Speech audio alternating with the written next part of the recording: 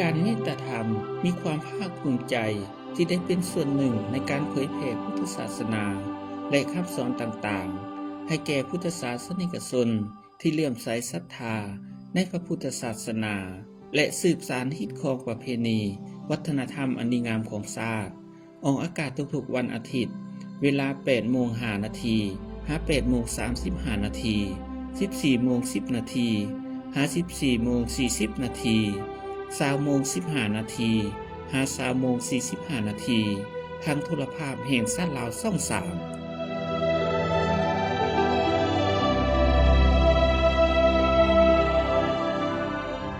สุภาษิตวันนี้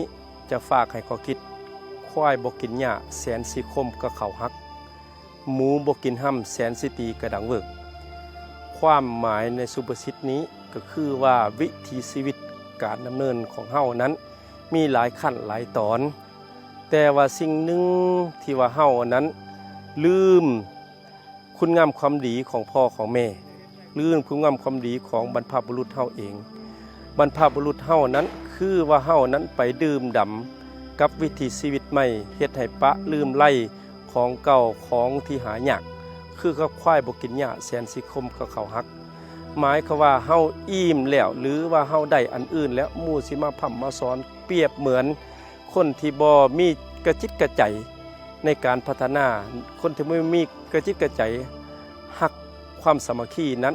เปรียบเหมือนควายที่มันอิ่มหญ้าแล้วเฮ็ดอันใดก็บ่ฟังเฮ็ดบอกอันใดก็บ่จื้ออันนี้ควายบ่กินหญ้าแสนสิคมก็เขาหักหมูบ่กินห้ำแสนสิตีกระดังเวิกหมายถึงว่าจิตใจบ่เอาให้แล้วถึงจะอยู่นำกันก็บ่ฮักฮ้อหอมแพงกันเพราะว่าจิตใจมันออกไปแล้วอันนี้หรือว่าเขาบ่ศรัทธาแล้วคือกับหมูฮั่นมันบ่อยากกินห้ำแล้วตีสันใดก็ตามหรือบังคับอะไรมันก็บ่กินอันนี้คือกันดังนั้นเฮ็ดวิธีใดจังอยากให้ควายเนี่ยกินหญ้าจังบ่ข่มเขาหรือจะเฮ็ดให้หมูอยากกินห้ำจังบ่ตีมัน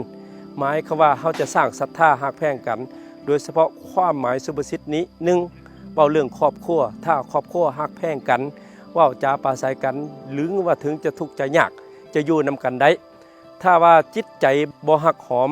ฮักแพงกันแล้วจิตใจออกแล้วผัวกับเมียแล้วแสนจะมีค่ำแสนจะมีเงินแสนไทยแสนจะมีไผแสนเมืองก็ดีเฮาก็บ่ศรัทธาต่อกันเฮ็ดให้ครอบครัวแตกแยกอันนี้คือกับควายบ่กินหญ้าแสนสิคมเก่าหักหมูบ่กินห้ำแสนสิตีกระเดิงเวิงหมายคือว่าพ่อแม่ประชาชนเมื่อเขาเห็นการบริหารบางภาคส่วนด้านอื่นๆก็ดีทั้งภาพร่วมก็ดีเขาเห็นแล้วความบ่พออกพอใจหรือว่าบ่สามารถตอบโจทย์ได้นี่คือว่าหมูบ่กินห้ำแสนสิตีเวิงถึงจะออกกฎระเบียบหลายฉบับหรือว่าจะออกกฎ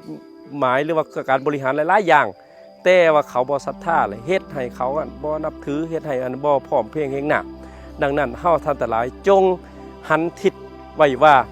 จงเฮ็ดให้ควายนี่มันหิวบ่ต้องข่มเขามันก็กินหรือว่าจงสร้างศรัทธาหรือว่าเฮ็ดให้หมูนี่มันอยากกินห้ำเกือยามใดมันก็กินยามนั้นเมื่อยถ้าว่าเฮาฮักความฮักแพงกันถึงจะทุกข์จะยากจับมือถือแขนสร้างสานำกันหรือว่าก้าวหน้าความสามัคคีนำกันเพื่อความเจริญรุ่งเรืองของชีวิตดังนั้นเฮาท่านทั้งหลายจงสร้างศรัทธาใส่ตัวเองสร้างศรัทธาในการอยู่ร่วมกันสร้างศรัทธาในการบริหารเมื่อเขาศรัทธาแล้วบ่ต้องบังคับหรือว่าบ่ต้องเฮ็ดหยังก็เขาก็ศรัทธาหรือเขาบ่เฮ็ดหยังเขาก็ฮักก็หอมเขาก็เคารพนับถือดังนี้เป็นต้นดังนั้นสุภาษิตนี้จึงสอนให้เฮาฮู้ว่าควายบ่กินหญ้าแสนสิคมก็เขาฮักหมูบ่กินห้ำแสนสิตีกระดังเวิกดังนี้เป็นต้นขอเจริญพร